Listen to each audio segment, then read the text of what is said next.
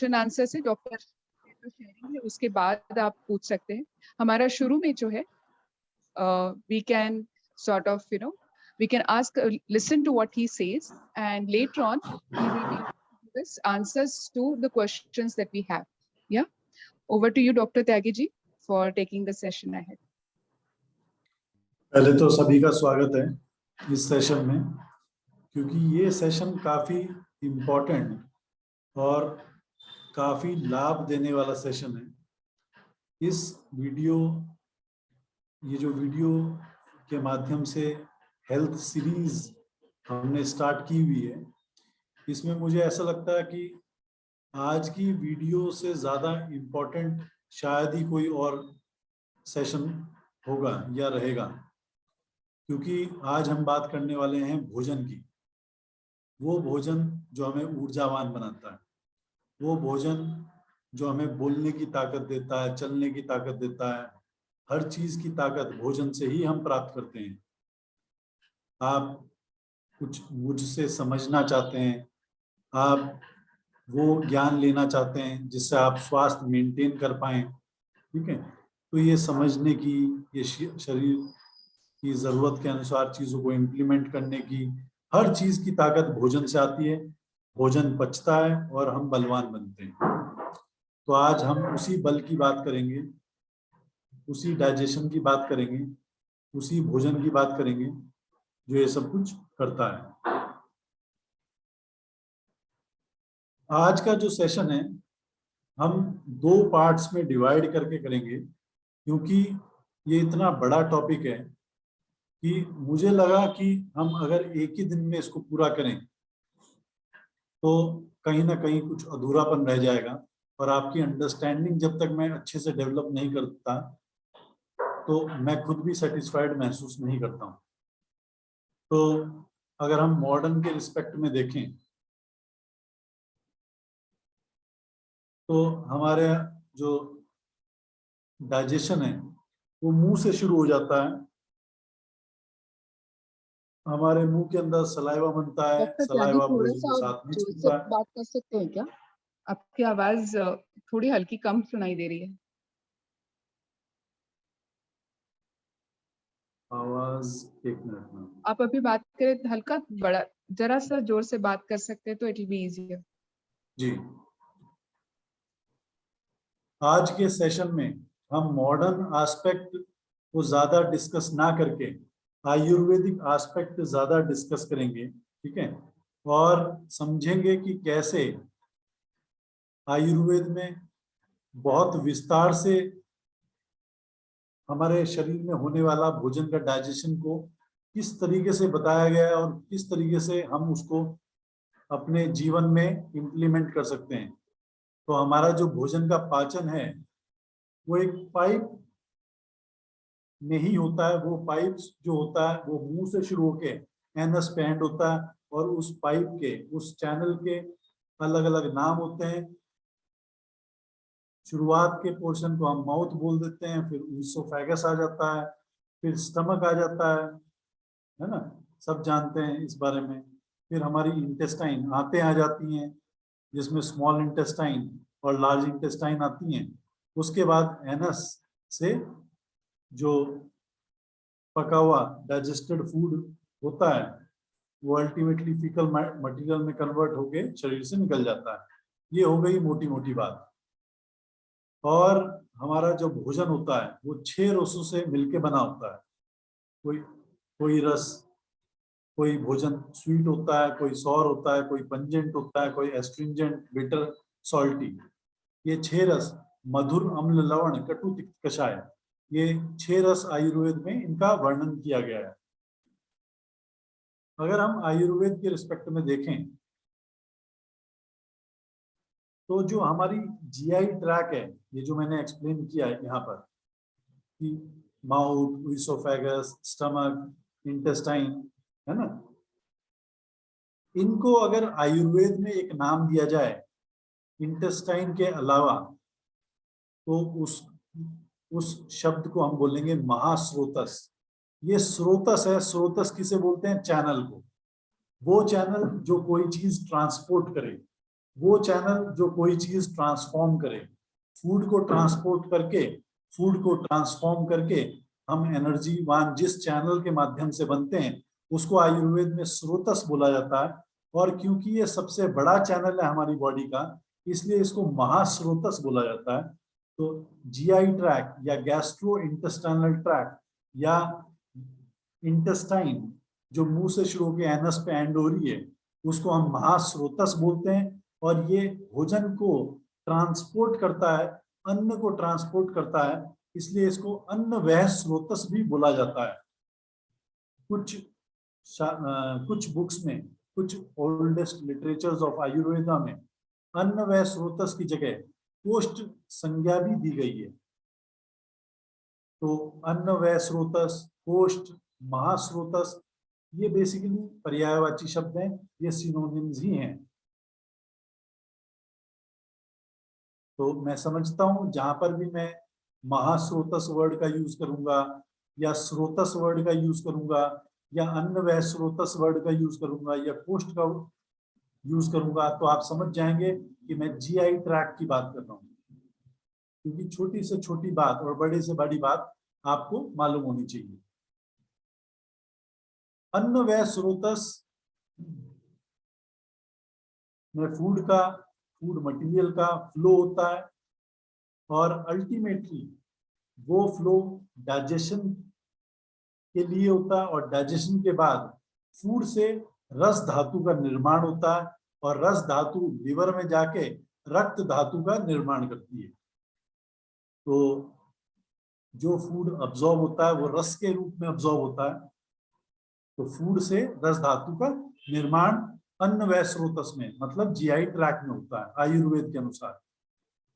सुश्रुत ने भी बताया है कि जो हमारा आमाशय होता है, आमाशय सबसे ज्यादा इंपॉर्टेंट है, अन्नवह स्रोतस का छोटा सा पार्ट है, मगर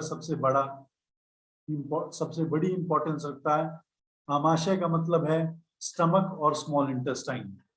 ठीक है, मतलब जब हम आमाशय वर्ड यूज करेंगे तो हम समझ जाएंगे कि स्टमक और स्मॉल इंटेस्टाइन की बात हो रही है।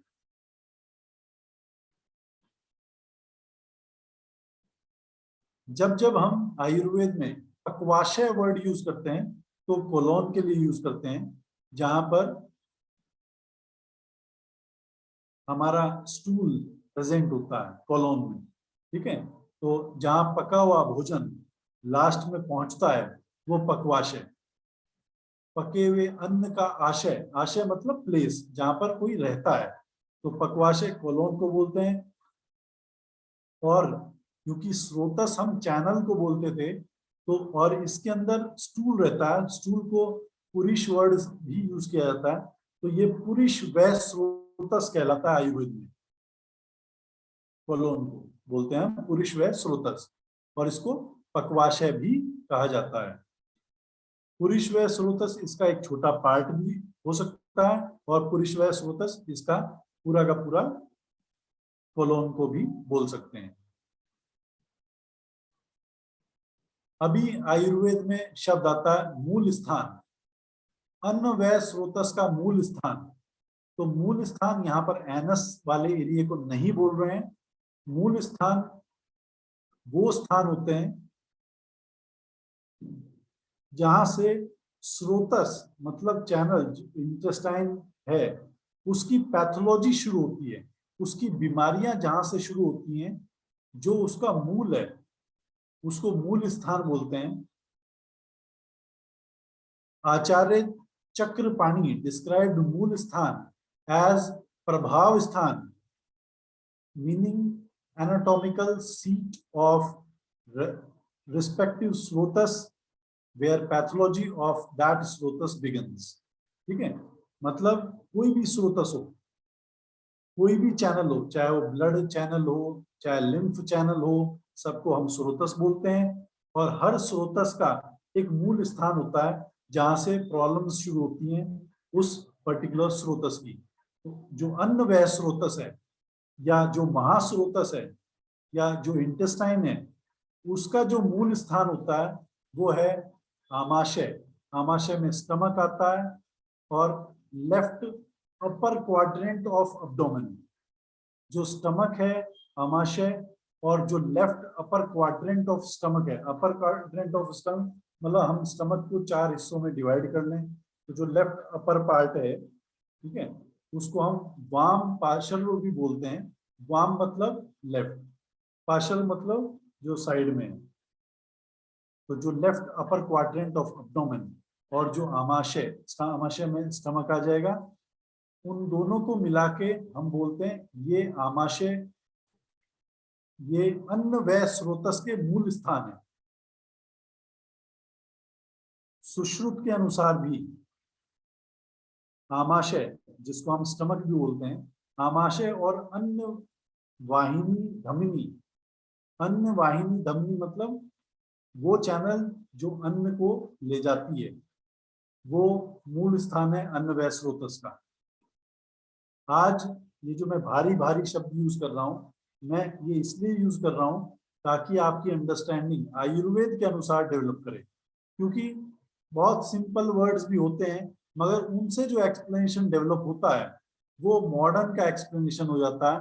और मैं चाहता हूं कि आपका एक आयुर्वेदिक अंडरस्टैंडिंग में डेवलप कर दूं अपने डाइजेशन से रिलेटेड, अपने डाइजेस्टिव सिस्टम के बारे में। तो हम जाने आज कि स्रोतस चैनल को बोलते हैं और महास्रोतस इंटेस्टाइन है। महास्रोतस का जो मूल स्थान है वो है आमाशय और वाम पार्श्व। वाम पार्श्व हम बोलते हैं left upper quadrant of abdomen को, और आमाशय आमाशय में हम स्टमक ले लेते हैं। तो ये दोनों मिला के मूल स्थान बनते हैं अन्न व स्रोतस के। और इनके बारे में हमें जानना इसलिए जरूरी है क्योंकि इंटेस्टाइन की बीमारियां यहां से शुरू होती हैं आयुर्वेद के अनुसार। इनमें कोई भी इंजरी हो जाए तो पूरी इंटेस्टाइन सफर करेगी। अगर आपका स्टमक में कोई इंजरी हो जाए या लेफ्ट अपर एब्डोमेन में, left upper quadrant of abdomen में कोई प्रॉब्लम आ जाए तो पूरा आपका डाइजेस्टिव सिस्टम डिस्टर्ब होने वाला है और लंबे समय तक डिस्टर्ब रहने वाला है। So injury to these produces fullness in abdomen, pain in abdomen, loss of appetite, vomiting, thirst, vertigo, even चक्कर तक आ सकते हैं अगर left upper quadrant of abdomen में चोट लग जाए। इवन ये क्योंकि मूल स्थान है और मूल स्थान पे आघात होने से मृत्यु तक हो सकती है, तो डेफिनेटली इनको बचाने की जरूरत होती है। किसी भी स्रोतस के मूल स्थान पे आघात होता है तो मृत्यु हो सकती है। अन्न व स्रोतस मतलब इंटेस्टाइन का मूल स्थान है आमाशय और left upper quadrant of abdomen. अब अन्न व स्रोतस के कंपोनेंट्स की अगर हम बात करें तो यहां पर आमाशय आएगा, स्टमक, दूसरा पार्ट आएगा ग्रहणी। आपने नाम सुना होगा, ग्रहणी रोग हो गया है इस व्यक्ति विशेष को, इसको खाना पचता नहीं है, तो हम ग्रहणी जो शब्द है ये अन्न व स्रोतस का एक छोटा सा पार्ट है ना, इंटेस्टाइन ही है बेसिकली, जो ड्यूडेनम वाला पार्ट होता है। फिर पित्त धरा कला। पित्त धरा कला का मतलब है जो उसकी बाउंड्री होती है, जो लाइनिंग होती है जहां से फूड अब्सॉर्ब होता है, उसको पित्त धरा कला बोलते हैं। और यकृत, यकृत मतलब लिवर। तो आयुर्वेद के अनुसार ये जो 3 कंपोनेंट हैं ये सबसे ज्यादा इंपॉर्टेंस रखते हैं अन्न व स्रोतस में, इसलिए इनको मेनली लिखा जाता है। आमाशय, ग्रहणी, ग्रहणी की कला मतलब पित्त धरा कला, और यकृत। अगर हम बात करें आमाशय की, स्टमक की, तो नाभि और स्तनों के बीच में जो स्थान होता है वहां पर आमाशय लोकेटेड होता है। मॉडर्न में इसको स्टमक एरिया भी बोल दिया जाता है, ठीक है, मगर स्टमक और स्टमक के आसपास का जो एरिया है उसको आमाशय के अंतर्गत ले सकते हैं, क्योंकि ये नाभि से ऊपर और स्तनों से नीचे संपूर्ण क्षेत्र की बात की जाती है इसमें। यहाँ पर सबसे ज्यादा मतलब पाचन की जो प्रोसेस है वो कई पार्ट्स में डिवाइडेड होती है। मगर सबसे इंपॉर्टेंट पार्ट यही पार्ट होता है आमाशय वाला, ठीक है। किसी भी तरह के फूड को डाइजेस्ट करने की ताकत रखता है आमाशय। स्टमक को अगर हम मॉडर्न के हिसाब से देखें तो stomach is a muscular bag forming widest and most distensible part of digestive tube. आमाशय को हम दो पार्ट्स में डिवाइड कर सकते हैं आयुर्वेद के अनुसार, ऊर्ध्व और अधो आमाशय। ऊर्ध्व मतलब ऊपर वाला और अधो मतलब नीचे वाला। अगर हम ग्रहणी की बात करें तो ग्रहणी का मतलब है जब आमाशय खत्म हो जाता है, ठीक है। आमाशय मतलब स्टमक वाला एरिया। और पक्वाशय मैंने शब्द यूज किया था शुरू में। पक्वाशय मतलब जहां पर पका हुआ अन्न लास्ट में जाता है। तो स्टमक और पका हुआ अन्न जब लास्ट में जहां पर प्रेजेंट होता है उसके बीच में जो जितना भी इंटेस्टाइनल पार्ट है उसको हम बोलते हैं ग्रहणी। तो ग्रहणी के अंदर ही वो बाउंड्री, वो लाइनिंग है जहां से फूड अब्सॉर्ब होता है। और उस स्थान को, उस लेयर को हम बोलते हैं पित्तधरा कला। आचार्य चरक ने ग्रहणी को बहुत इंपॉर्टेंट बताया है और अग्नि का स्थान माना है। ये होल्ड करता है फूड को, ये यहाँ पर फूड होल्ड होता है, डाइजेस्ट होता है और डाइजेस्ट करने के बाद इसको रिलीज कर दिया जाता है आगे पक्वाशय में। तो क्योंकि ये होल्ड करता है यानी कि फूड का सबसे ज्यादा अब्जॉर्प्शन ग्रहणी में ही होता है, ठीक है। और अगर हम बात करें थोड़ा सा और अलग हटके मॉडर्न की रिस्पेक्ट में, तो डिस्क्रिप्शन ऑफ ग्रहणी indicate it to be whole of the small intestine including duodenum, jejunum, ileum, ठीक है। जो स्मॉल इंटेस्टाइन का पार्ट है उसी को आयुर्वेद में ग्रहणी बोल दिया गया है। मगर ये भी एक अधूरी बात है, थोड़ा सा हम इसको और ज्यादा, स्मॉल इंटेस्टाइन से भी थोड़ा सा ज्यादा पार्ट ग्रहणी के अंदर आता है। तो जब कोई आयुर्वेद के डॉक्टर के पास आप गए और वो आपको बोले कि आपको ग्रहणी विकार हो गया है, आपको फूड डाइजेस्ट नहीं हो रहा है, तो वो आयुर्वेद के डॉक्टर या एक्सपर्ट या आयुर्वेद आचार्य आपकी स्मॉल इंटेस्टाइन के बारे में बात कर रहे हैं। वो चाहते हैं कि आपकी स्मॉल इंटेस्टाइन स्वस्थ हो जाए। ग्रहणी किससे फूड अब्सॉर्ब करती है या किससे रिसीव करती है? वो आमाशय से रिसीव करती है, उसमें रिटेन करती है और वहां पर डाइजेशन होता है। और डाइजेशन जो होता है उसके बाद कुछ तो बचेगा, कुछ तो रेमिनेंट पीसेस बचते हैं जिसको हम स्टूल भी बोल सकते हैं या आयुर्वेद की भाषा में हम उसको किट्ट बोलते हैं।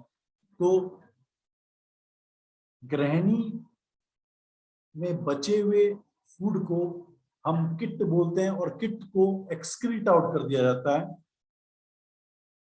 पक्वाशय के। वो पक्वाशय में पहुंचता है और पक्वाशय से फिर उसको एक्सक्रीट आउट कर दिया जाता है।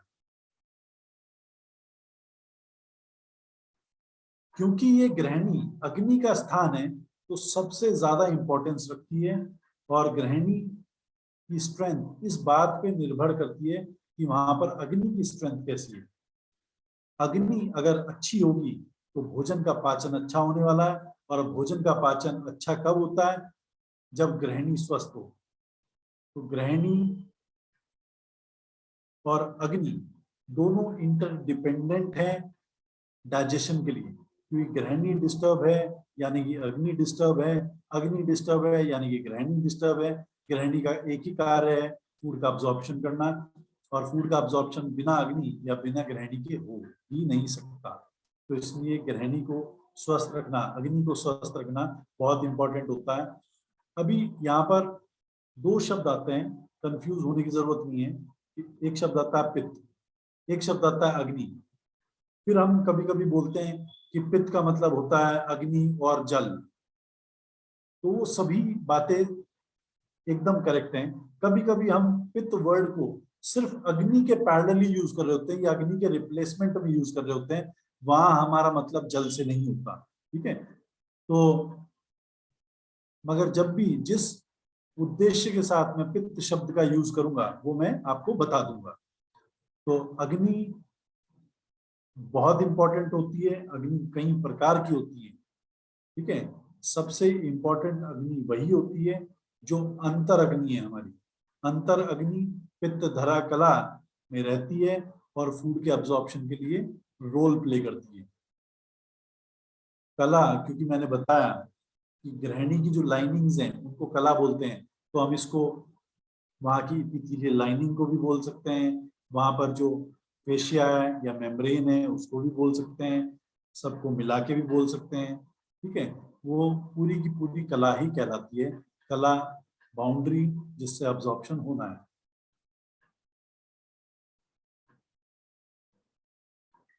पित्त धरा कला is stated to cover that part of GI tract which is described as grahini and which is related with digestion of food, ठीक है। मुझे लगता है कि जो मैंने अब तक बताया उसकी प्रॉपर अंडरस्टैंडिंग आपको डेवलप हुई होगी, ठीक है। और ये अंडरस्टैंडिंग आपको बहुत बढ़िया अच्छे रिजल्ट्स देगी, क्योंकि अंडरस्टैंडिंग अच्छे से डेवलप होगी तो आप अच्छे से नॉलेज को इम्प्लीमेंट कर पाएंगे। जो फूड जब डाइजेस्ट होता है उससे जो लिक्विड बनता है, जो अब्जॉर्ब होता है पित्त धरा कला से, उसको हम सार भाग बोलते हैं। और जो वेस्ट मटेरियल जो निकालने वाले हैं उसको बोलते हैं किट, ठीक है। तो अल्टीमेटली द सेपरेशन ऑफ सार एंड किट टेक्स प्लेस बाय पित्त धरा कला, ठीक है। पित्त धरा कला से सार अब्जॉर्ब हो जाएगा और बाकी बचेगा किट। किट को पक्वाशय में भेज दिया जाएगा और वहां से वो निकल जाएगा। तो फूड हमने भोजन किया, अल्टीमेटली वो आमाशय में गया, आमाशय से उसको रिसीव किया किसने? ग्रहणी ने। ग्रहणी में पित्त धरा कला के माध्यम से उसका फूड का सार भाग अब्जॉर्ब हो गया और किट बचा। किट को हम स्टूल के रूप में ले सकते हैं। किट को शरीर बाहर निकाल देता है और अल्टीमेटली ये डाइजेशन की प्रोसेस हो जाती है, ठीक है। इसमें बहुत इंपॉर्टेंट रोल प्ले करता है यकृत। यकृत मतलब liver. In Ayurveda according to Charak and Sushruta, यकृत को कोष्ठ अंग भी बोला जाता है या कोष्ठ अंग का भाग भी बोला जाता है, ठीक है। और हमारे बॉडी में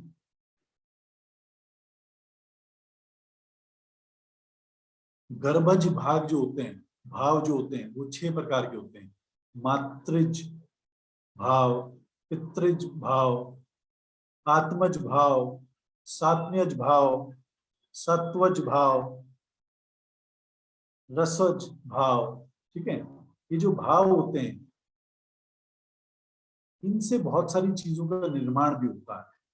जो मातृज भाव है, मातृज माता से शब्द आया है, इससे ओरिजिन बताया गया है यकृत का, मतलब लीवर का ओरिजिन मातृज भाव से होता है।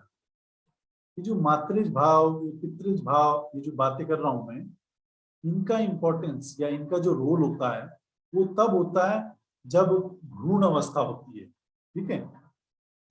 ईच भाव हैज स्पेसिफिक रोल। हम उसको यहाँ पर डिस्कस नहीं करेंगे, नहीं तो ये वीडियो जो है या ये जो सेशन है ये कई घंटों पे चला जाएगा, ठीक है। ये जो भाव मैं यहाँ पर एक्सप्लेन कर सकता था और नहीं कर रहा हूँ, इसके लिए हम अलग एक्सप्लेनेशन आगे करेंगे कभी। Each bhav has a specific role for the development of यकृत along with other structures, ठीक है। और ये स्ट्रक्चरल डेवलपमेंट आपको मालूम है माता के गर्भाशय में ही हो जाता है। तो यकृत बहुत इंपॉर्टेंट है। लिवर 500 से ज्यादा मेटाबॉलिक प्रोसेसेस को कंट्रोल करता है। न्यूट्रिशन जो भी हम प्राप्त करते हैं, ये फूड का अब्जॉर्प्शन होता है। फूड का अब्जॉर्प्शन होने के बाद वो अल्टीमेटली लीवर में ही जाता है। लीवर में कैसे जाता है? पोर्टल वेन्स के माध्यम से। पोर्टल वेन से जाता है, मॉडर्न के रिस्पेक्ट में स्टेटमेंट बोल रहा हूँ ये। पोर्टल वेन से ब्लड के माध्यम से लीवर को अब्जॉर्प्शन होने के बाद फूड स्टफ जाता है, लीवर में डिटॉक्सिफिकेशन हो जाता है और अल्टीमेटली ब्लड आगे बढ़ जाता है, आगे बढ़ते हुए सर्कुलेट करता है, हृदय में जाता है और हृदय फिर पूरे बॉडी में सर्कुलेट करता है वो न्यूट्रिशन। तो लीवर बहुत इंपॉर्टेंस रखता है, ये डिपो की तरह भी बिहेव करता है, ये जंक्शन की तरह भी बिहेव करता है। डिपो किस चीज का? न्यूट्रिशन का डिपो। जंक्शन किस चीज का? न्यूट्रिशन का जंक्शन।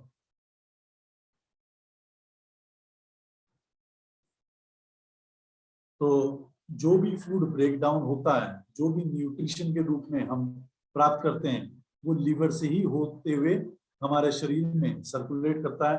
लीवर से इसलिए क्योंकि डिटॉक्स का ऑर्गन भी है, क्योंकि जो भी हम भोजन करेंगे या जो भी हम पदार्थ खाएंगे पिएंगे, कभी कभी अनवांटेड चीजें या उनके ब्रेकडाउन प्रोडक्ट्स कुछ हार्मफुल भी हो सकते हैं, तो वो हार्म हमें या हमारे शरीर को ना हो, इसमें लीवर का की रोल होता है। लीवर वहां पर डिटॉक्सिफिकेशन करता है। जो रस धातु भोजन के पाचन के उपरांत बना, वो रस धातु अब्सॉर्ब होता है। अब्सॉर्ब होने के बाद वो यकृत में जाता है, प्लीहा में जाता है और वहां पर रक्त धातु का निर्माण होता है। मतलब रक्त धातु का निर्माण के लिए लीवर बहुत इंपॉर्टेंट रोल प्ले करता है। ठीक है, अगर लीवर ना हो तो रक्त धातु मतलब ब्लड का कंपोजिशन डिस्टर्ब हो जाएगा और ब्लड ब्लड नहीं रहेगा।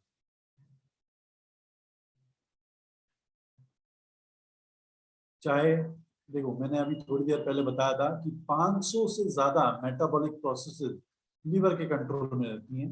तो मेटाबॉलिक प्रोसेसेस हम वर्ड यूज करते हैं बार बार, मेटाबॉलिज्म। ये मेटाबॉलिज्म होता क्या है? हमारी बॉडी में जितनी भी सेलुलर रिएक्शंस होती हैं, सब मेटाबॉलिज्म है। किसी में कुछ बन रहा है, किसी में कुछ टूट रहा है। जब बनता है तो एनाबॉलिज्म होता है, जब टूटता है तो कैटाबॉलिज्म होता है।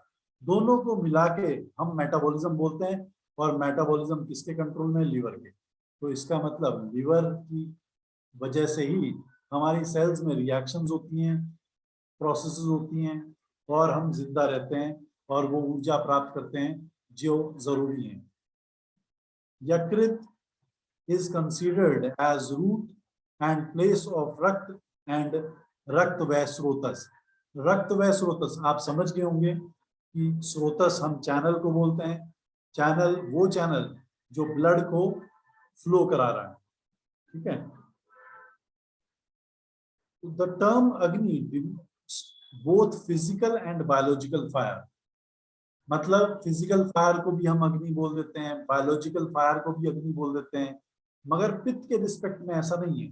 पित्त हमेशा बायोलॉजिकल होता है, बॉडी के अंदर ही होता है, कभी भी फिजिकल पित्त प्रेजेंट नहीं होता है। ठीक है, उनको बोलना थोड़ा वॉइस आ रही है उनकी।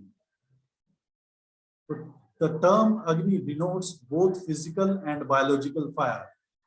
There is no fundamental difference between physical and biological Agni, except that the latter is associated with living organism.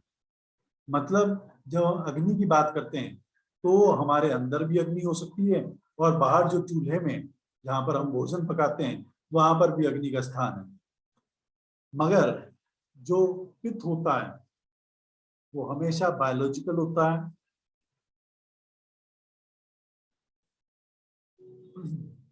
और वो हमेशा ऑर्गेनिज्म के अंदर ही होता है। ठीक है, द मेन फंक्शन ऑफ अग्नि in the body is break down और टू डिसइंटीग्रेट द फूड। देखिए, कोई भी चीज ट्रांसफॉर्म हो रही है तो बिना अग्नि के ट्रांसफॉर्म नहीं हो सकती। अगर अग्नि है तो ऊर्जा है और ऊर्जा ही प्लांट्स को जीवित रखती है। ऊर्जा ही प्लांट्स के ऊपर फूड लगाती है फलों के रूप में। ऊर्जा ही हमें बोलने की ताकत देती है, ऊर्जा ही देखने की ताकत देती है, ऊर्जा ही एक चीज को दूसरे फॉर्म में कन्वर्ट करती है।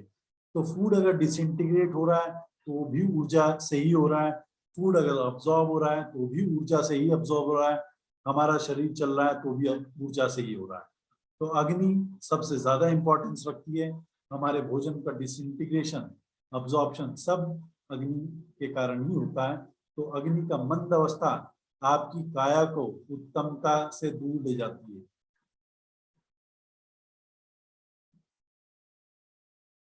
ये जितनी भी चीजें हैं इन सबको एक शब्द में पिरोना या एक शब्द में बोलना चाहें तो यही डाइजेशन है, यही मेटाबॉलिज्म है।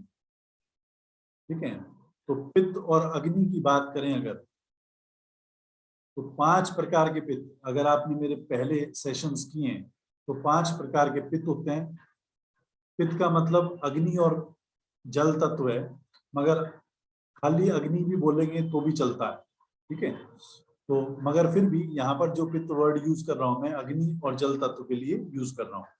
तो पित्त 5 प्रकार के होते हैं। पाचक पित्त होता है, रंजक पित्त होता है, साधक पित्त होता है, आलोचक पित्त होता है, भ्राजक पित्त होता है। पाचक पित्त पाचन की क्रिया कराता है, उसका स्थान आमाशय होता है, मैंने पहले भी बताया जब हम लीवर के बारे में डिस्कस किए थे। रंजक पित्त का स्थान लीवर होता है, साधक पित्त का स्थान ब्रेन होता है, आलोचक पित्त का स्थान आंखें होती हैं, आंखें ही आलोचन का कार्य करती हैं। आलोचन मतलब देखना। भ्राजक पित्त त्वचा में रहता है।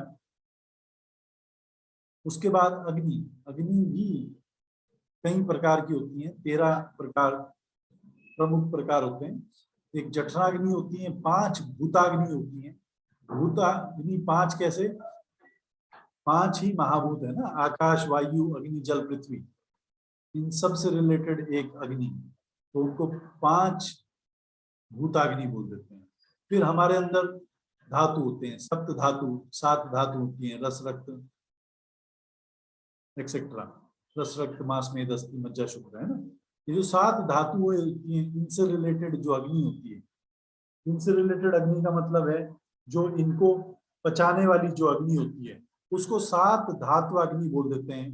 तो अग्नि जो कवर करती है फिजिकल, केमिकल, बायोलॉजिकल स्फीयर्स को, ठीक है, वो 13 प्रकार की होती हैं। और पित्त जो होता है वो हमेशा लिविंग ऑर्गेनिज्म के अंदर या रिस्पेक्ट में ही रहता है। तो आप कभी भी कंफ्यूज ना हो। अग्नि हम बाहर नॉन लिविंग थिंग्स के स्फीयर में भी वर्ड यूज करते हैं, लिविंग स्फीयर में भी यूज करते हैं, मगर जो हम पित्त यूज करते हैं, पित्त वर्ड यूज करते हैं, वो हमेशा हम लिविंग स्फीयर में ही यूज करते हैं। लिवर के अंदर आप सबको मालूम है बाइल की उत्पत्ति होती है। तो लिवर का जो बाइल होता है वो एक्चुअली वेस्ट मटेरियल है जिसको एक्सक्रीट आउट करना है, और उसका जो ओरिजिन है वो रक्त है आयुर्वेद के अनुसार। तो liver bile according to Ayurveda is mal, waste product, means to be excreted and its origin is rakta. ठीक है, तो बाइल आपने देखा भी होगा, बाइल फिर स्टोर होता है गैल ब्लैडर में। वहां पर अगर वो ज्यादा ही इकट्ठा हो जाए, कंसंट्रेट हो जाए, तो कई बार स्टोन का भी रूप ले लेता है। बाइल इंपॉर्टेंस भी रखता है, बाइल से फैट का अब्जॉर्प्शन भी होता है, मगर अल्टीमेटली उसको इंटेस्टाइन में छोड़ दिया जाता है और इंटेस्टाइन में वो स्टूल के साथ निकल जाता है। तो liver bile according to Ayurveda is mal, waste product, means to meant to be excreted and its origin is rakta. Digestion की जो प्रोसेस है, देखिए मुझे ऐसा लगता है कि यहाँ पर जो उपस्थित लोग हैं वो, ये जो मैं थोड़ा सा कॉम्प्लिकेटेड, ये जितना भी मैं स्टफ बता रहा हूँ, ये जितना भी नॉलेज यहाँ पर दे रहा हूँ, ये अगर हम और ज्यादा डीप में जाना चाहें तो हम जा सकते हैं, मगर वो फिर संस्कृत भाषा में जाना पड़ेगा।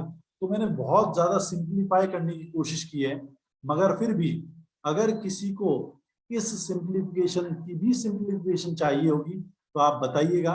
मुझे लगता है कि यहाँ पर हम थोड़ा सा अनम्यूट करते हैं 5 मिनट के लिए, क्योंकि बहुत भारी भारी शब्द यूज कर रहा हूं मैं, और ऐसा ना हो कि आप समझ ही ना पा रहे हो। तो 5 मिनट के लिए मैम आप अगर अनम्यूट करें और फीडबैक लें कि जो मैं जिस तरीके से मैं एक्सप्लेन कर रहा हूँ या जिस लेवल पे एक्सप्लेन कर रहा हूँ वो उचित है, या और हम सिंप्लीफाई करें चीजों को, क्योंकि और सिंप्लीफाई करने में चीजें छूटेंगी। तो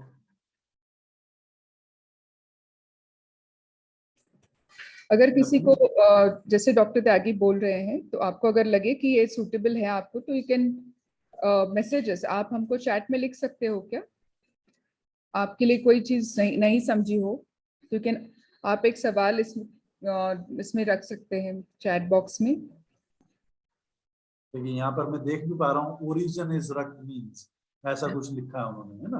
हाँ जी। तो ओरिजिन इज रक्त मतलब रक्त से ही बाइल का निर्माण हुआ है। मतलब आयुर्वेद के अनुसार जब रक्त से बाइल का निर्माण हुआ है, मतलब जैसे फूड से ही स्टूल का निर्माण होता है, फूड से ही स्टूल का निर्माण होता है, मतलब स्टूल वेस्ट मटेरियल है इसलिए शरीर से बाहर निकाल दिया जाता है। अल्टीमेटली उसका निर्माण तो फूड के डाइजेशन के बाद ही होता है। ऐसे ही हमारा बाइल जो होता है आयुर्वेद के अनुसार उसका जो निर्माण होता है, उसका जो ओरिजिन होता है वो रक्त ही होता है, मगर वो है मल ही, और मल को शरीर से बाहर निकाल दिया जाता है और उसको निकालने का माध्यम इंटेस्टाइन होती है, महास्रोतस होता है। हाँ जी। तो स्वर्णलता जी ने पूछा है doctor Tyagi, how these concepts will help us to prevent and maintain healthy system. देखिए, अगर मैं बोल दूं कि आपको गर्म पानी पीना है, मगर मैं रीजन ना बताऊं कि गर्म पानी क्यों पीना है, तो आप हमेशा कंफ्यूज रहेंगे और आप एक दिन ठंडा पानी पिएंगे। ठीक है, तो आप ऐसी गलती ना करें, उसके लिए कंसेप्ट डेवलप करना तो जरूरी होता है। आपको जैसे मैं शब्द बोल रहा हूँ, अभी मैं बहुत अच्छे अच्छे शब्द बोल रहा हूँ या बहुत अच्छे से तेजी के साथ सेंटेंस बोल रहा हूँ, मगर मैंने ये सेंटेंस बोलना इसलिए सीखा क्योंकि मैंने पहले कंसेप्ट पढ़ा नर्सरी क्लास में या फर्स्ट क्लास में या सेकंड क्लास में कि अ आ ई का प्रयोग कैसे करते हैं। तो डेफिनेटली जो पढ़ाई नहीं करते हैं शब्दों का प्रयोग वो भी करते हैं, ठीक है, वो भी बोलते हैं, मगर कहाँ पर कौन सा शब्द उचित रहेगा उसका जो नॉलेज या उसकी जो बुद्धि आती है हमें, वो कंसेप्ट डेवलप करने के बाद ही आती है। ठीक है, तो हम चीजों को रट सकते हैं मगर डॉक्टर जी त्यागी जी एक सवाल पूछना चाह रहे थे कि अभी आपने जो ये कॉन्सेप्ट बताया, शुरुआत में आपने ये कहा था कि आप ये जो डाइजेशन का जो सेशन है वो 2 हिस्सों में लेंगे, तो आज का सेशन जो है सेशन नंबर 1 है, बराबर जी, है ना? ये कंसेप्ट डेवलपमेंट का काम ज्यादा कर रहा हूं मैं आज, ताकि आपकी समझ डेवलप हो। ठीक है, और अगर आप ऐसा ना चाहते हो तो भी हम परिवर्तन कर सकते हैं। मैं हर चीज के लिए तैयार हूं, मगर मैं चाहता हूं आप स्वस्थ हों, और स्वस्थ आप तभी होंगे जब आप अच्छे से चीजों को समझ पाएंगे। मैं चाहता हूं आप मुझसे भी बड़े डॉक्टर बन जाएं अपने शरीर के।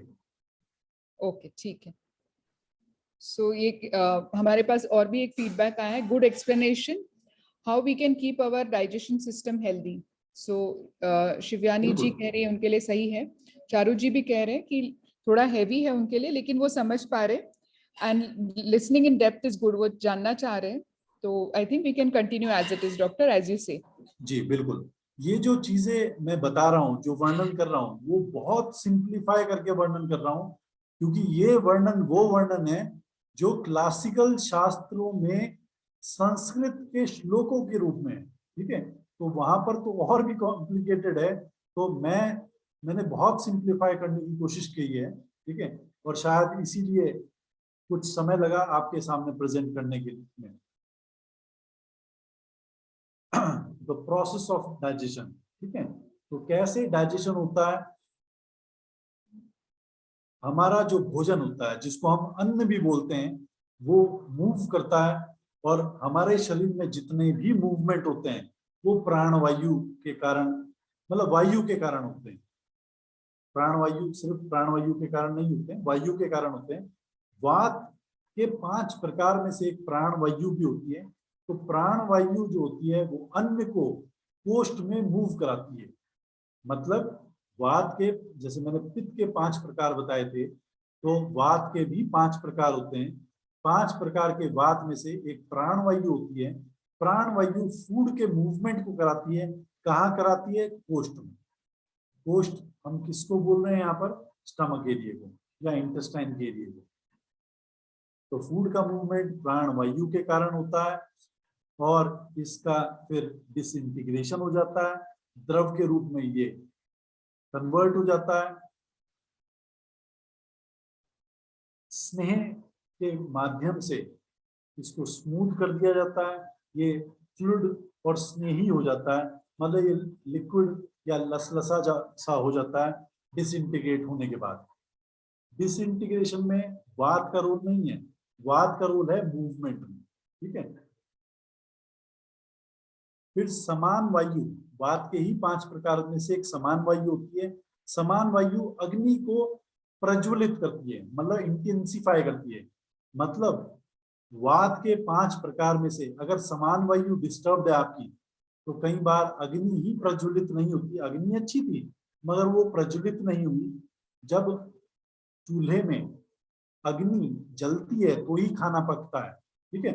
और अग्नि जलाने के लिए आपने देखा होगा एक छोटा सा रोल होता है लोहे का, लोहखंड का, उसमें फूंक मारते हैं तो अग्नि प्रज्वलित हो जाती है। जिन्होंने खाना बनते हुए देखा हो क्लासिकल चूल्हों पे, है ना। तो ठीक उसी प्रकार से हमारे शरीर में, हमारे इंटेस्टाइन में समान वायु इंटेंसिफाई करती है अग्नि को, और अग्नि इंटेंसिफाई होकर फूड के अब्जॉर्प्शन में की रोल प्ले करती है। भोजन जो समय पे किया गया है, भोजन जो बैलेंस्ड है, वो प्राणवायु के माध्यम से आगे बढ़ेगा। समान वायु के माध्यम से अग्नि प्रज्वलित होगी और फूड का अब्जॉर्प्शन हो जाएगा प्रॉपर्ली, ठीक है। और इस फूड के अब्जॉर्प्शन से हमारा लाइफ स्पैन अच्छा और लंबा होगा लाइफ का स्पैन, क्योंकि भोजन से ही हम ऊर्जा प्राप्त करते हैं। The pachan takes place in the presence of Agni, along with Bhutagni, Dhatwagni, especially Jhataragni. पाचक पित्त स्प्लिटिंग ऑफ फूड में की रोल प्ले करता है। स्प्लिटिंग के बाद वो छोटे छोटे पार्टिकल्स में जब टूट जाता है, अल्टीमेटली द्रव हो जाता है और उससे लिक्विड का अब्जॉर्प्शन हो जाता है पित्त धरा कला से, और किट बनता है और किट को बाहर निकाल दिया जाता है। ये जो डाइजेशन की प्रोसेस है, इसको हम कोरिलेट कर सकते हैं कि हमारे एंजाइम्स बनते हैं, एंजाइम सेक्रीट होते हैं, और वो एंजाइम्स अलग अलग नामों से जाने जाते हैं, लिपेज, अमाइलेज, कोलिसिस्टोकाइनिन, एंटेरोकाइनेज, ये एंजाइम्स के नाम है। और ये जो प्रोसेस हो रही है इसमें भी यही हो रहा है, ठीक है। तो मतलब एक्सप्लेन करने का तरीका अलग अलग है, मगर जो आयुर्वेद में एक्सप्लेन किया गया है वही मॉडर्न में भी साइंटिस्ट एक्सप्लेन करते हैं, ठीक है। उसके बाद अगर हम देखें तो in Ayurveda food material are considered to have 6 stage. मैंने शुरू में भी बताया था कि मधुर, अम्ल, लवण, कटु, तिक्त, कषाय, ये 6 रस होते हैं। और एक कंसेप्ट आता है आयुर्वेद में विपाक का कंसेप्ट।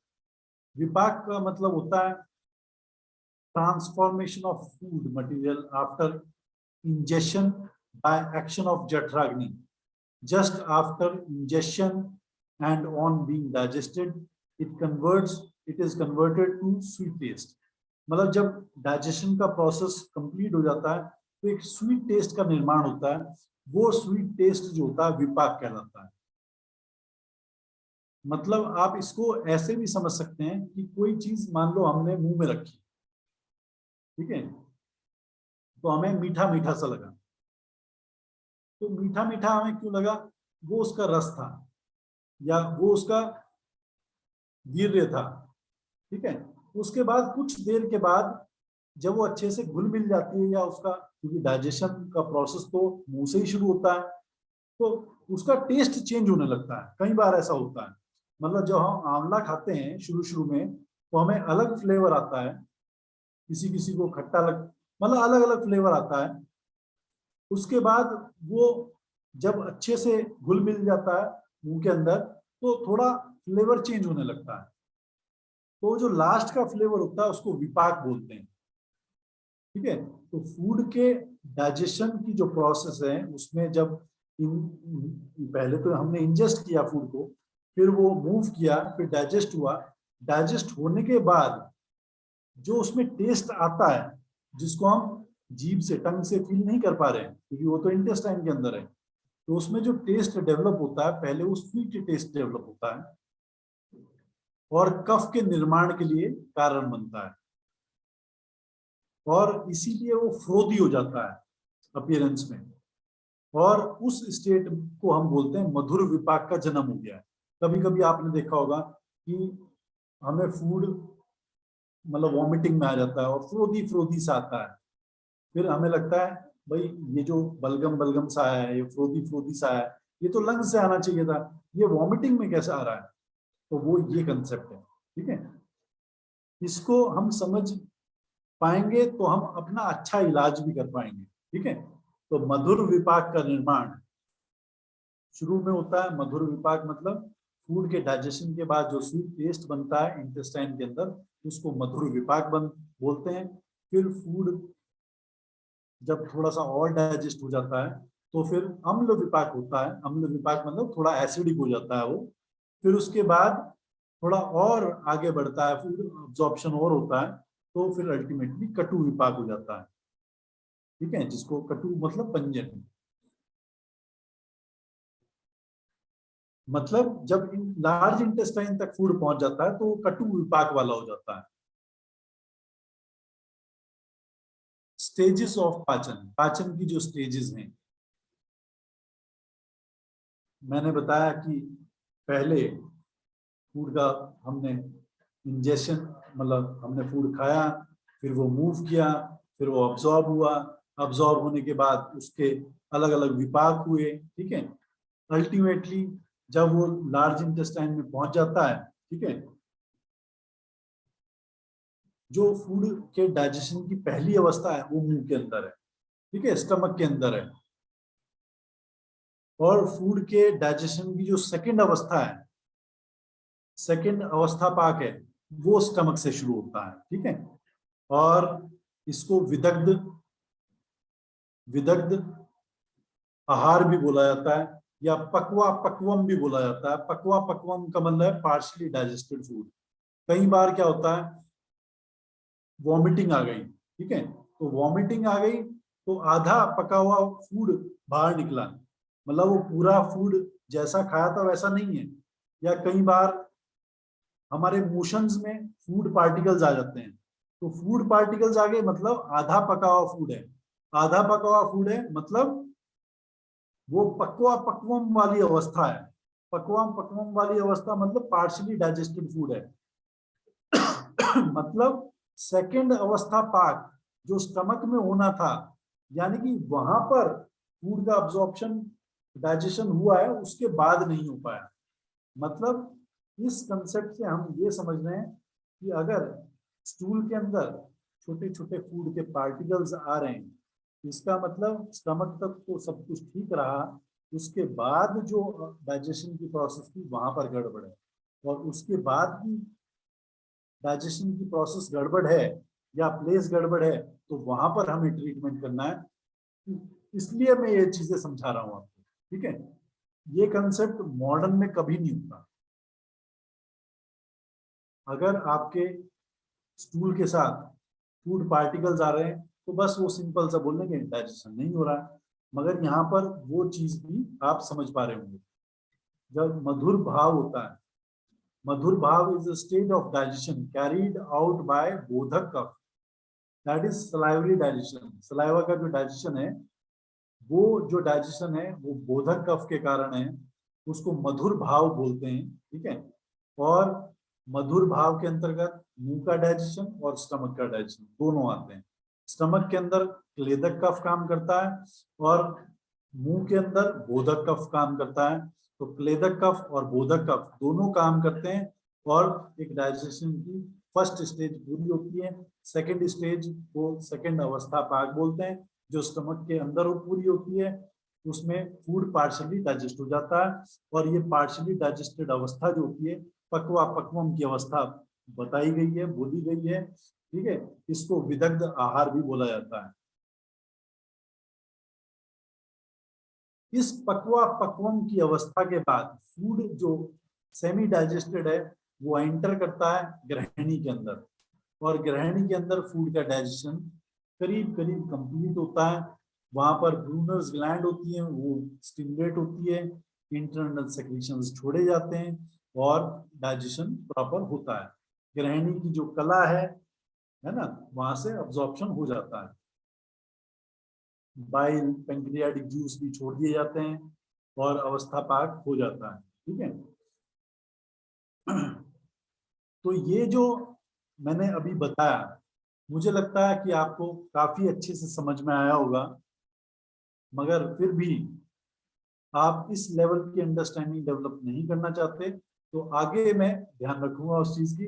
मगर फिर भी मुझे लगता है कि कहीं ना कहीं अंडरस्टैंडिंग, जब हम किसी चीज में समय दे रहे हैं तो प्रॉपर अंडरस्टैंडिंग हमारी डेवलप हो तो बेहतर है। ये जो प्रेजेंटेशन है या ये जो मैं एक्सप्लेन कर रहा हूँ, इसमें जो मेरी ऊर्जा खर्च हो रही है वो 4 गुना ज्यादा ऊर्जा खर्च हो रही है अगर मैं कंपेयर करूं मेरी पुरानी वीडियोस से। तो मेरे लिए भी ये सरल नहीं है, क्योंकि इसमें मुझे ज्यादा समझाना है आपको। ठीक है।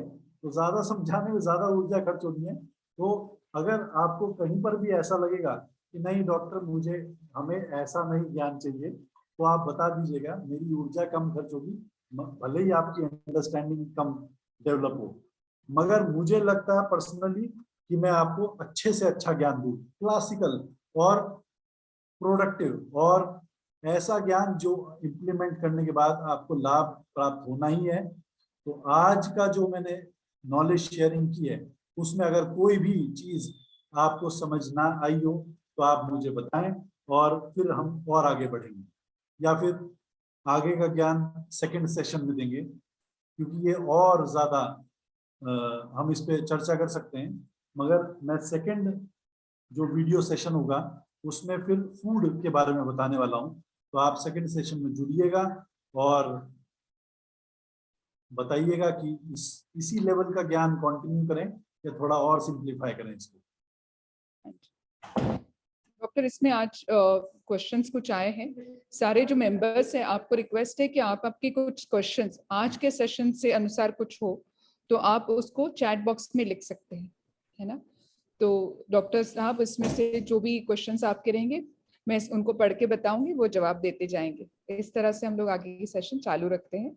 अभी जो सवाल आए हैं कुछ चैट बॉक्स में दिख रहे हैं डॉक्टर त्यागी जी, मैं आपको पढ़ के बता रही हूँ, है ना। चारू जी कह रहे थे कि listening in depth is good.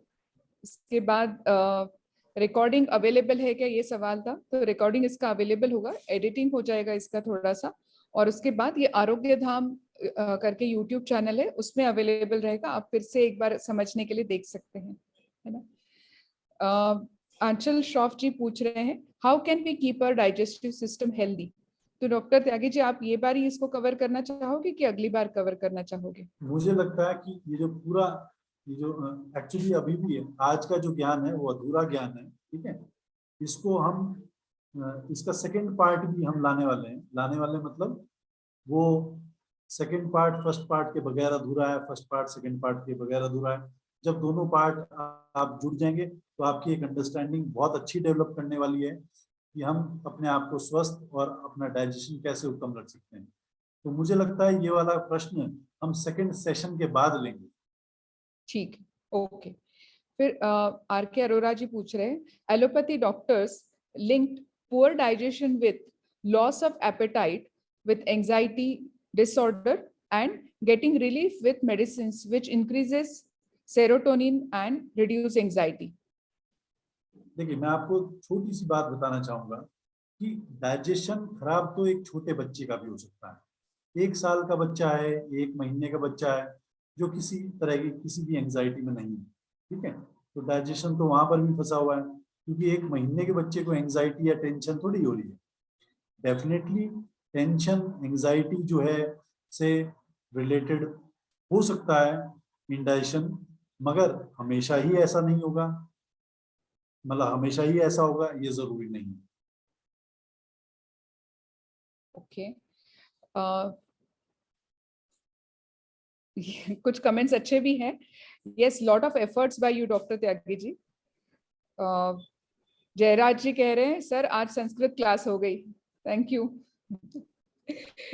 Charu जी कह रहे हैं कि have no words how much effort and time you have put in making this. Pranam to you, Dr. Tyagi. Madhuri Garg ma'am कह रहे, it is excellent, thank you sir. Kritika ma'am कह रहे, thank you doctor, looking forward to the second session. We are Rivina Riya ma'am कह रहे हैं, thank you sir. Rashmi ji भी बोल रहे, thank you doctor. Sanjay Mishra ji कह रहे, hello doctor साहब, it was beautiful session, but terminology was quite hard to understand, but the concept was very deep. Jayraj ji कह रहे, एंजाइटी ट्रिगर होने से एक्सेस बाइल सेक्रेशन को कैसे क्योर करें? इसकी अंडरस्टैंडिंग आपकी डेवलप कर जाएगी। बहुत आसान सा कंसेप्ट बताऊंगा इसके बारे में, आप मेरे सेकंड सेशन से जुड़िएगा, ठीक है? ठीक है। विशाल जी पूछ रहे हैं, गैस ज्यादा बनती है तो ये भी आप अगले सेशन में लोगे क्या? बिल्कुल, क्योंकि उसमें फूड से हमें कैसे डाइजेशन ठीक करना है, ठीक है, और क्या क्या हम जीवन में चेंजेस ला सकते हैं जिससे हमारी जठराग्नि या जो वात के जो मैंने 2 प्रकार बताए, प्राणवायु बताया है ना, वो कैसे हम ठीक रखेंगे ताकि फूड का मूवमेंट अच्छे से हो पाए, तो वो सब मैं बताऊंगा। ओके, फिर can disease of intestine be reverse? Rinki ji पूछ रहे हैं। बिल्कुल, ये रिवर्सल हो जाए, इसी के लिए हम ये प्रयास कर रहे हैं ताकि आप स्वस्थ होकर मुझे आशीर्वाद दें, इसके लिए मैं ये सेशन कर रहा हूँ। ठीक है, बढ़िया डॉक्टर त्यागी जी। संगीता जी बोल रहे, thank you for excellent presentation. Mahesh ji कह रहे हैं, very good session doctor, please continue like today, the next session also, thank you very much. फिर उषा जी कह रहे हैं, thank you doctor, you have explain everything in very simply, beautifully done. Madhuri ji कह रहे हैं, excessive burping is due to what? So probably you might want to take this question next time. हाँ, next session में जुड़िएगा तो आपको ये पूछने की जरूरत ही नहीं पड़ेगी। ओके, आपका YouTube लिंक क्या है? इसका विजय लक्ष्मी जी YouTube लिंक जो है अपना आरोग्य धाम ग्रुप पे शेयर किया जाएगा, वहां से आप इसको एक्सेस कर सकते हैं, प्राइवेट चैनल है, तो आप अगर नहीं जुड़े हो तो आप आरोग्य धाम का कोई भी एक ग्रुप में, 67 ग्रुप्स हैं, इसमें से जो भी ग्रुप आप एक कोई ग्रुप ज्वाइन करिए, वहां पे ये लिंक आ जाएगा ताकि आप ये वीडियो को वापस एक बार देख सको। प्रवीण जी पूछ रहे हैं, स्मॉल इंटेस्टाइन, लार्ज इंटेस्टाइन और स्टमक के संस्कृत वर्ड वापस बता दीजिएगा।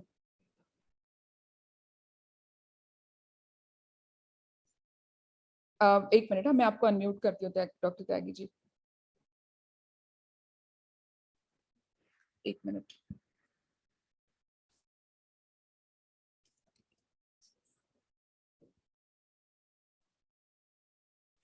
हाँ जी, वापस मैं शेयर ही कर देता हूँ स्लाइड को ताकि आप उस अंडरस्टैंडिंग को प्राप्त कर पाए, क्योंकि भारी भारी शब्द होते हैं, हम बोल देते हैं, आप पढ़ पाएंगे आराम से।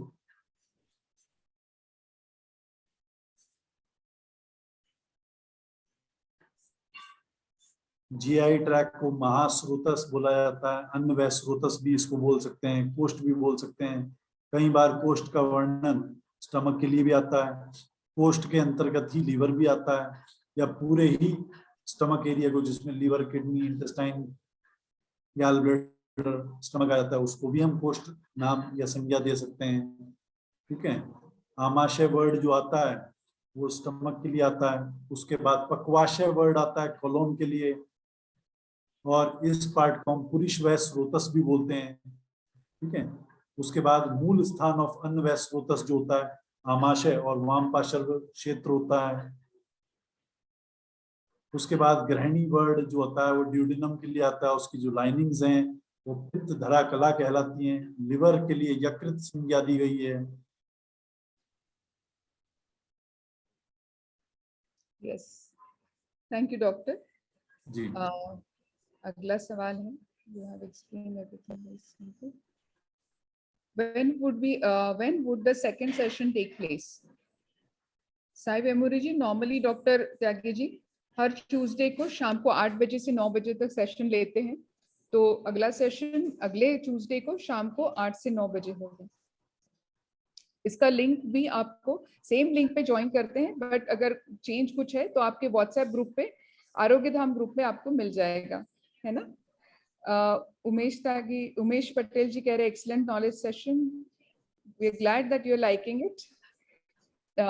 बंसाली जी कह रहे simply amazing session, immense gratitude, प्रणाम्स डॉक्टर त्यागी, जय गुरुदेव। साई वेमुरी जी, it gives a new perspective to our system. Thank you so much Vivek ji for fantastic knowledge. So आज सवाल से ज्यादा कॉम्प्लीमेंट्स आ रहे डॉक्टर त्यागी जी आपके नए प्रयास के लिए।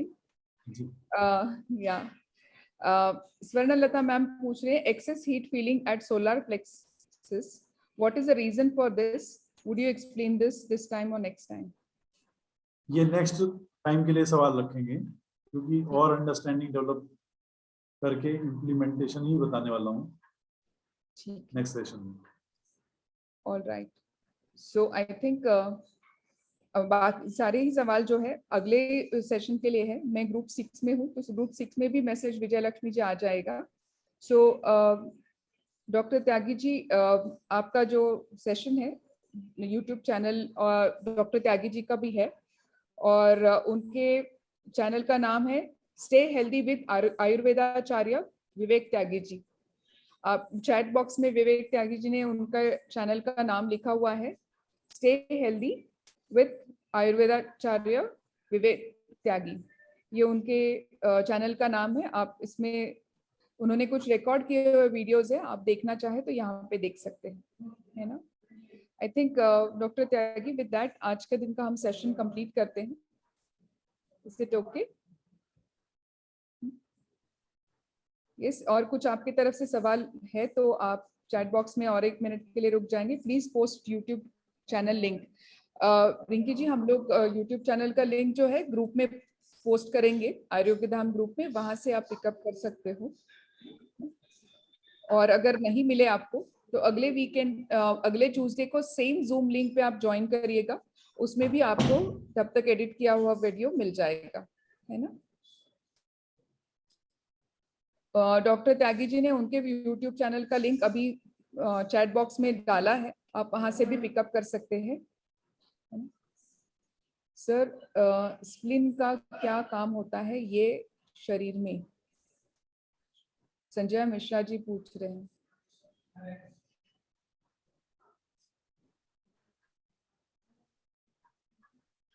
देखिए, स्प्लीन जो होता है, जब स्प्लीन को ग्रेवयार्ड ऑफ आरबीसी भी बोला जाता है, मतलब जब आरबीसी पुरानी हो जाती हैं, 120 दिन उनकी लाइफ स्पैन होता है, जब पुरानी हो जाती हैं, डेड डिके हो जाती हैं, तो उनको डिकम्पोज किया जाता है, उनको ग्रेवयार्ड में हम डेड बॉडीज को दबा देते हैं ना, तो स्प्लीन का भी वही काम होता है ब्लड के रिस्पेक्ट में। हाँ जी, ठीक है। आई थिंक आज के दिन के लिए हमारे जो भी सवाल थे वो पूरे हो चुके हैं। सो हम आप सभी के तरफ से डॉक्टर त्यागी जी को बहुत बहुत धन्यवाद कहते हैं, है ना। अभय सिम्हा जी, अभी हमने जो भी, आई थिंक अभी आप completed it properly. Yes, all right. So thank you Abhay ji for volunteering for this beautiful effort. Dr. Tyagi ji, thank you so very much for joining and sharing this beautiful knowledge. We're looking forward to your presence next Tuesday once again at about around 8 o'clock. है ना? So thank you so very much and we'll see you next time. Okay. हम लोग you can sign off Dr. Tyagi ji for today. Yes. Bye bye. Bye everyone. सभी का next session में स्वागत होगा, आप जरूर आइएगा, है ना। Sure. Bye Umesh Patel sir, bye Geeta ma'am, see you next time. मिलेंगे फिर से। या बाय संजय जी, अगली बार मिलते हैं। Urfi ma'am, we are really happy कि ऐसे थोड़ा सा डॉक्टर त्यागी जी को भी लग रहा था कि कहीं आपके लिए सेशन थोड़ा हैवी ना हो जाए, बट जिस तरीके से आपने इसको, इस नई चीज को पकड़ा है, हमें बड़ा मजा आ रहा है। और आयुर्वेदा सेशन सही मायने में उसके मूल स्वरूप में आपके पास आ रहा है, ऑथेंटिक फॉर्म में आ रहा है, देख के बड़ा अच्छा लग रहा है। बहुत बहुत धन्यवाद और आपका बहुत बहुत स्वागत रहेगा अगले सेशन में। सो मिलेंगे छोटे से ब्रेक के बाद अगले ट्यूसडे शाम को 8 बजे। Bye bye for until then, अपना ख्याल रखिएगा। Bye bye, see you. Bye Vishal ji, bye Usha ma'am, अगली बार मिलते हैं। Bye Riya ma'am, see you next time. I hope Nirmala Nair ma'am, it is going good for you also. Yes. Nice. कुछ concepts कभी-कभी clear हो जाते हैं ना? It makes a difference. Yes. Hi Hardik. Good to see you, Smita ma'am, over here today. Bye Ashok ji. See you next time. Good night.